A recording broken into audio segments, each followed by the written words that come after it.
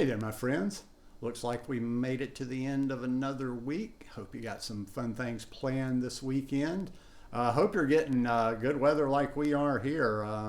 We are just getting perfect spring days right now. Just took some vitamin D a little while ago, and it is, I don't know, about 74, 75 degrees and not one cloud in the sky. And I'm not exaggerating when I say that. I can't find it. But anyhow, just going to finish off the week, probably just rambling about practicing awareness. Practicing awareness. I was right before I went to bed last night, I realized pretty much kind of just to sum it up, different aspects of it. But I've been practicing awareness has been a very important part of my life for the past year, and it's just kind of something that's been growing. It's really I've really gotten some even more deeper understanding of certain things reading these Michael Singer books, and sometimes that's why I'll read something a little bit slow as I'm going a little slow on the second book, is because I'll see something and it kind of makes me think of something else, and I'll get in one of my other books and I'll kind of read it. But awareness.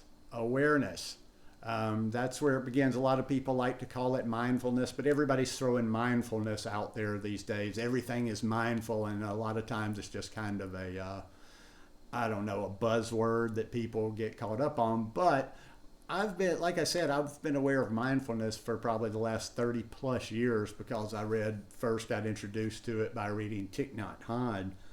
And as I was thinking last night, when I was thinking about this, and my awareness is, what kind of awareness and how much awareness am I practicing? Now, I know I'm not some enlightened person that's just constantly aware of everything going on, but that's why it's called practice.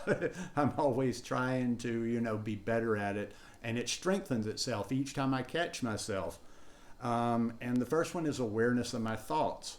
That has really become something important to me since reading these two books of Michael Singer. The Untethered Soul and Living Untethered is just like, and goes back to a video I did a couple or 3 weeks ago when I forget who it was, Ramana, I can't think of his name, I can picture him, I can't think of him, asked the question, who am I? And you start thinking about the self, and you start thinking about all these thoughts, and these thoughts are not you. And we have this dialogue. I think everybody pretty much, unless you're already there, can relate that we have this train of thoughts going through our head all day. We generally, or if I do, I have conversations, or in the past I have. So I've really, over the last month or so, been aware of that, and I cut them off. Sometimes I'm driving somewhere and I have a conversation going on, or our thoughts are just rolling without any regard to them, and I'm not aware. But that's part of the practice, is to be aware you're not aware. I know that sounds kind of circular, but and it brings me back, and it brings me back. And every time I find myself just having that loop, or having thoughts that are just kind of automatic going on, I bring myself back, and I bring myself back to the present moment. That's how you can always ground yourself, just the here and the now. Look outside, focus on a tree. Maybe there's a bird out there. Maybe there's a squirrel out there. But awareness of my thoughts, and just trying to get better at that. Very much so awareness of my breath. I kind of got back into listening to some podcasts by James Nestor recently, and I realized I'd kind of like dropped off with the breath work, and like I pay attention to my breath because I've done enough work with that, or I don't want to sound like I've done a lot of work, but I've just done enough to where I do find myself, I breathe fairly well most of the time, but I can always breathe better. So I find myself now just checking myself over and over and over. Also, too, I have started every day practicing, what's it called? There's a name for it. It's coherent breathing, which is basically taking it, I usually use about 6 seconds, 6-second inhale, 6-second exhale. And do that for 2 or 3 minutes, and it just regulates your system, because that's like 5 breaths a minute. And that's just a good pace to be breathing. And it's something that the breathing helps me, and I like the breathing because I read a quote yesterday. I should have pulled it aside for this talk.